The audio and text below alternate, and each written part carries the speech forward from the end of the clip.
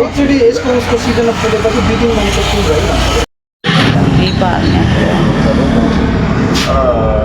के गर्नु तपाईँले नै रोप्ने तर रोप्दा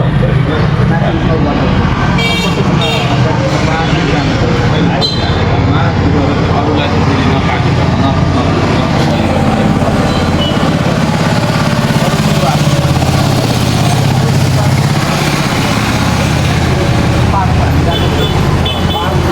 माथि अलिक माथिको भेटबल चाहिँ गर्नु न पार्कमा चाहिँ स्पेसै छैन त्यही त भरे फेरि हामी जाँदाखेरि केही नराम्रो भन्नुहुने हो कि भनेर हुँदैन ए हो माथि कञ्चनजङ्घा क्षेत्रतिर जाने कञ्चनजङ्घा क्षेत्र कता भनेर अरूले सोध्दा बाह्र धरान साइडमा त त्यहाँ अब पुरै यतिकै छ वही मात्र हुन्छ यस रक गार्डनतिर रोप्दा हुन्छ कि मात्र हुन्छ ठुलै ठुलै हुन्छ नि के राम्रो हुन्छ एकचोटि यसको सिजनमा फुलेपछि 2-3 महिनाको फुल भयो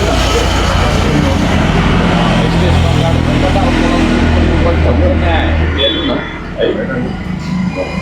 गर्नु न हाम्रो खोलाको छेउमा चाहिँ नरोक्नु किनभने खोलाको छेउमा त्यो फुल झर्छ अन्त खाने पानीको स्रोत हुन्छ फेरि त्यो फुल टिप्दा भएन है थ्याङ्क यू खुसी लाग्यो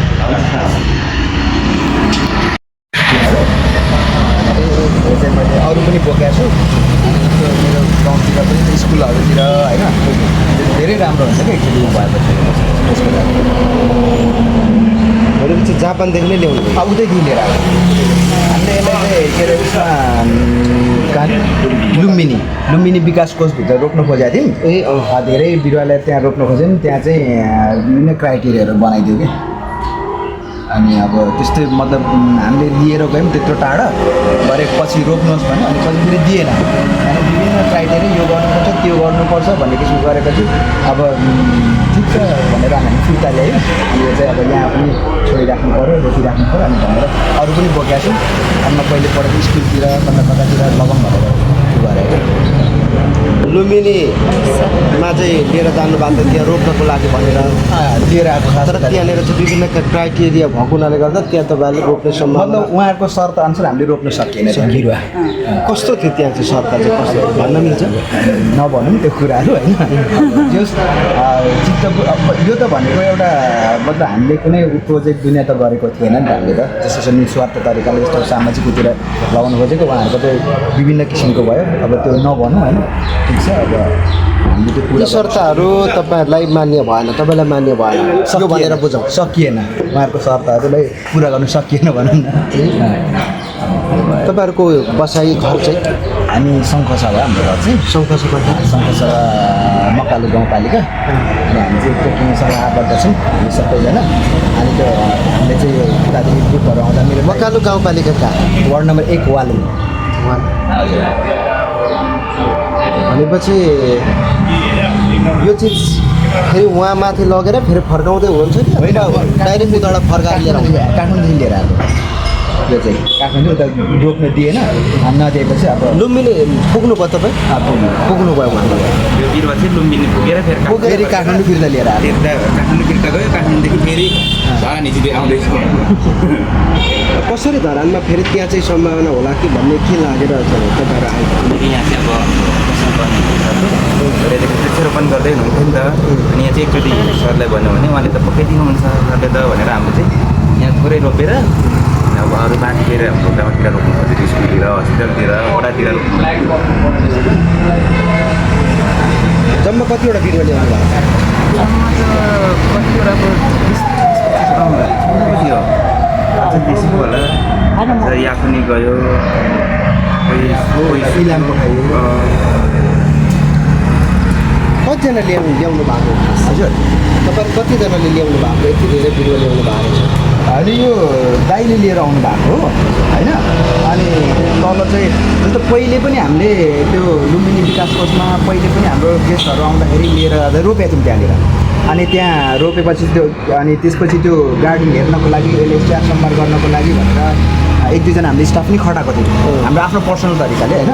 अनि आफ्नै तरिकाले खटाएको थियौँ पछिल्लो चाहिँ अस्ति गएर हेरेर त्यो बिरुवाहरू पनि थिएन हुर्किसकेको बिरुवाहरू पनि थिएन किनकि यो राम्रो प्लान्ट हो कि यो अब किनकि धेरै राम्रो फुल हो कि अनि या त नेभी मान्छेले लग्यो अथवा त्यहीँ बिलायो त्यो थाहा भएन अनि फेरि पछिल्लो चाहिँ अनि त्यो हामीले चाहिँ फेरि यसले रोप्नु लाँदाखेरि चाहिँ उहाँहरूले चाहिँ दिनु भएन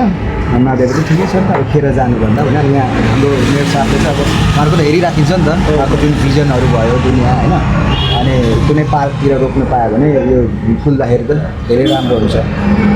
भनेर अनि दाइले भन्दै हुनुहुन्थ्यो उहाँलाई इच्छा लाग्यो मन पऱ्यो भने होइन अब यो फेरि मेरो दाइले ल्याउँदाखेरि धेरै कस्टतिर ल्याउनु भएको यो यो यो बिरुवाहरू 5-7वटा छ तपाईँ यहाँ छोडेर उ गरी राख्नु पऱ्यो अनि पर छ होइन धेरै कस्टतिर ल्याउनु भएको जम्मा चाहिँ कतिवटा बिरुवा ल्याउनु भएको छ कति 5वटा छ कि 7वटा छ यहाँनिर यो भित्र मोलिएको छ पर पनि छ यो मैले उयो मेरो स्कुलहरूमा म पहिले पढेको स्कुलहरूमा कहाँको लागि मैले लिएर गएको त्यहाँ रोपिदिनको लागि भने चाहिँ अहिले मेरो साहबले चाहिँ के भन्नुभयो तपाईँ उहाँले चाहिँ कहीँ गएर रोप्नु न भन्नुभयो अब टाइम त अलिक कन्सेप्ट थियो खोइ के गरौँ भनेर नि राम्रो सरसल्लाह चाहिँ के हुन्छ भने त्यहाँ दिदीहरू माली दिदीहरू होइन पार्कमै रोप्न पाए चाहिँ मलाई बेटर लागेको थियो किनकि त्यो यसलाई चाहिँ जङ्गलमा फुल्नु भन्दाखेरि पनि पछि डेली बेसिसमा मान्छे गइराख्ने ठाउँमा फुल्न पाए चाहिँ धेरै राम्रो हुन्थ्यो भन्ने नि मेरो चाहिँ सोचेको चाहिँ जस मेरो साहबलाई नै भेट्नुभयो उहाँले नै हुन्छ त भन्नुभयो तर कसरी होइन हुन्छ भन्नु कसरी लेख्ने रोप्ने भन्ने कुरा आयो होइन ठिक छ उहाँले त्यति अनुमति दिनु भनेको त्यति रेस्पोन्स दिनु भनेको धेरै राम्रो लाग्यो अब कस्तो लाग्छ अब उहाँले निर्माण गरिरहेको पार्कमा रोपौँ भन्ने तपाईँको एउटा मनोस्याहार भयो उहाँलाई चाहिँ कस्तो लाग्छ हाम्रो एउटा त्यो रोप्नु पाउनु यो बिरुवा त्यहाँ रोप्नु पाउनु भनेको त पुरा धरानसँग एट्याच भएको जस्तो लाग्छ नि हामी यहाँनिर त्यो यो बिरुवा लगाएर राख्नु पाउनु भनेको त होइन पछि अरूले हेर्दाखेरि पनि हो कहाँदेखि आएको यस्तो राम्रो फुल भन्ने होला होइन आफैले पनि फुलेको देख्दाखेरि बेग्लै रमाइलो लाग्छ होला पुग्नु भएको छ त्यो पार्कमा पुग्नु भएको पुगेको छु सर पुग्नु भएको छ जस्ट सुने मात्रै उहाँको भिडियोहरू कन्टिन्यू हेरिरहेको छु उहाँको भिजनहरू सबैको हेरिरहेको छु राम्रो लाग्छ रमाइलो लाग्छ उहाँलाई चिनेको चाहिँ कस्तो हुन्छ उहाँले चिनेको त अब सामाजिक सञ्जालदेखि नै हो अब आजै उहाँसँग भेट भएको भनेको तर डेली बेसिसमा उहाँको भिडियोहरू सबै हेरिराख्दा चाहिँ एउटा चिर परिचित टाइपकै लागिरहेछ भनौँ न किनकि दिनमा उहाँको भिडियो त हेरिराखिन्छ नि त त्यसले गर्दा अब सामान्य जस्तो लागेन अहिले भेट्दाखेरि एकदम इभन एकदम उहाँको त्यो पेनमा होइन सामान्य एउटा टी सर्टमा उहाँको छेउमा हामीले पनि अलिक ज्यादा नक्कल पार्यौँ कि जस्तो लाग्यो यो तपाईँ खोल्नु हो यो ओहो तपाईँको हो त्यो मेरो बुझ्नु 2टा खाता खोल्दा म अर्कोजनासँग बोल्थेँ उसको हो कि भनेर ए मेरो हो यो त वाइट स्टप मेरो बुझ्नु 2 खाता झन्डै गयो नि 1000 ग्राम लाग्यो केही छैन सामान्यमा एकदम त्यो त जस मनपर्छ उहाँको हरेक एक्टिभिटिजहरू एकदम एकदम एकदम किनकि ठाडो स्वभावको हुनुहुन्छ उहाँले त भन्नुहुन्छ श्रमदान अथवा श्रमदान गरेर देश बन्ने हो भनेर भनिराख्नु भएको हुन्छ लाग्छ तपाईँलाई त्यस्तो एकदम एकदम मान्छे किन पुग्छ भने श्रम आफू बनाउनु जस्तो आफ्नो हामी खेती गरिन्छ भने त हाम्रो श्रम गरेको हो नि त होइन र आफ्नो बारीमा श्रम गर्न सकिन्छ भने आफ्नो बस्तीको लागि आफ्नो देशको लागि किन श्रम गर्न सकिन्छ त्यो त ठुलो भिजन हो नि तपाईँको होइन र यहाँ बजेटै मात्रै पुरिराख्ने भने के हुन्छ यही सम्भवै छ ओके हजुरको शुभ नाम म निरज राई निरज राई सङ्कुवासभा मकालु गाउँपालिका वडा नम्बर 1 को वाला हुनुहुन्छ अब यो बिरुवा ल्याउनु भयो होइन धरानकै मेरो साथले निर्माण गर्नुभएको पार्कमा लगाएर रोपाउन भन्ने हिसाबले आउनु भएको छ होइन धरानलाई र मेरो हप्ता साम्पाङलाई कसरी हेर्नुहुन्छ तपाईँको नजरमा आज यो बिरुवा ल्याउँदै गर्दाखेरि प्रश्न गरेँ भने कसरी हेर्नुहुन्छ कसरी भन्दा नि अब भन्नु एकदमै पार्कमा पहिल्यैदेखि राम्रो कुरा रोपिराख्नु थियो त्यही भएर चाहिँ भयो त्यही दिन एकदम होला होइन मैले चाहिँ आशले अब राम्रो हुन्छ एकदमै अब राम्रो मेरो भनेर चाहिँ अब दिन्छु खासै केही सिकेर मलाई भिडियोहरू यताउति हरेक यो हेर्दैछु एकदम राम्रो तपाईँको शुभ नाम हजुर